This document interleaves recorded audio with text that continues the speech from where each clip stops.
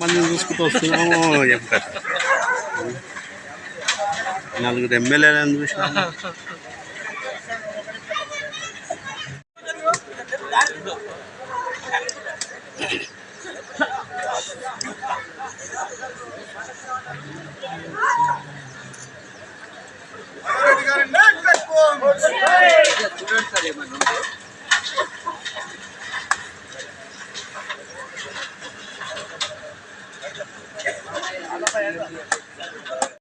కార్యక్రమానికి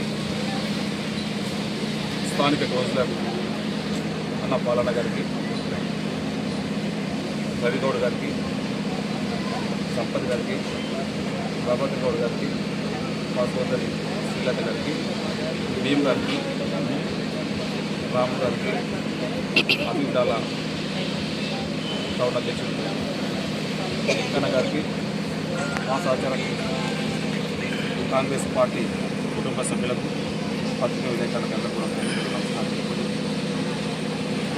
దాదాపు గౌరవ ముఖ్యమంత్రి గారు ఈరోజు తెలంగాణ ప్రజల ఆశీర్వాదంతో ఇంకా కొన్ని రోజులు అయితే ఒక సంవత్సరం అయితే ఉన్నది. సంవత్సరంలో మనం ఏం చేసినాం,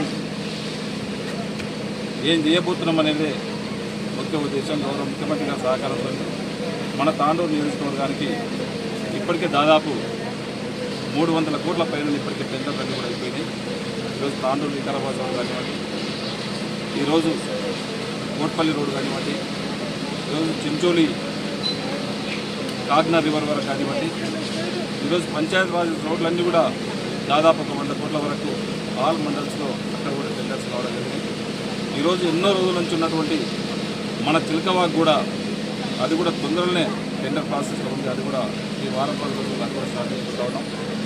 గుల్ల చెరువు గతంలో చెప్తుంది ఎప్పటికీ కానీ రోజు వచ్చి టెంకాయలు కొట్టిపోయారు. ఏ చిలకవాకి ఇట్లా ఇంతకుముందు శిలాపలకం అయితే ఏ విధంగా వేసిపోయినరో గుల్ల చెరువు కూడా అదేవిధంగా టెంకాయలు ఎన్నోసార్లు టెంకాయలు కొట్టుకోవడం జరిగింది. కానీ ఎక్కడ మీకు అభివృద్ధి జరగలేదు. ఖచ్చితంగా అది కూడా టెండర్ ప్రాసెస్లో ఉంది.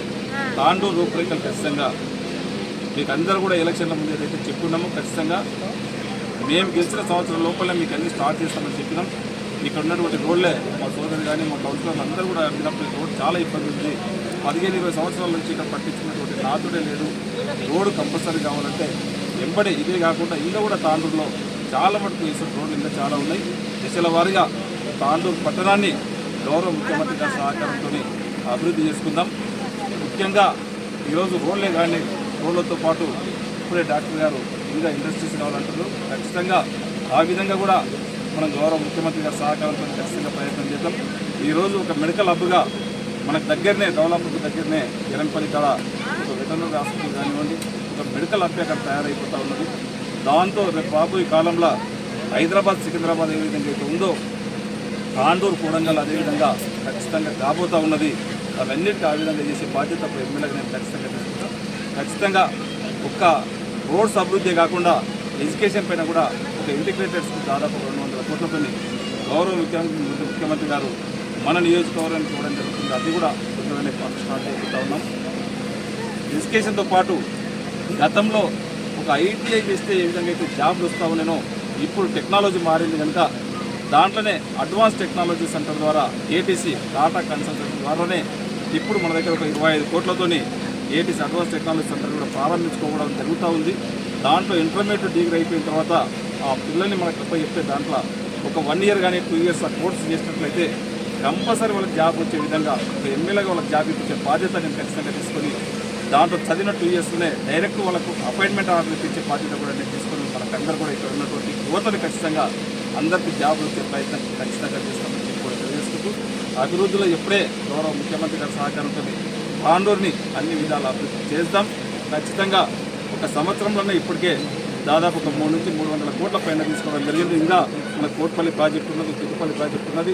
ఇవన్నీ కూడా ఎలక్షన్లో ఏదైతే చెప్పినామో చెప్పింది ప్రతి ఒక్కటి కూడా 6 గ్యారెంటీలు ఏ విధంగా అయితే చెప్పి ఇప్పుడు అమలు చేస్తూ ఉన్నామో దాంతోపాటు సేమ్ డెవలప్మెంట్ కూడా ఖచ్చితంగా చేస్తామని చెప్పి కూడా తెలియజేసుకుంటూ నాకు ఈ అవకాశం ఇచ్చిన వారందరూ కూడా మనస్ఫూర్తిగా ధన్యవాదాలు తెలుపుతూ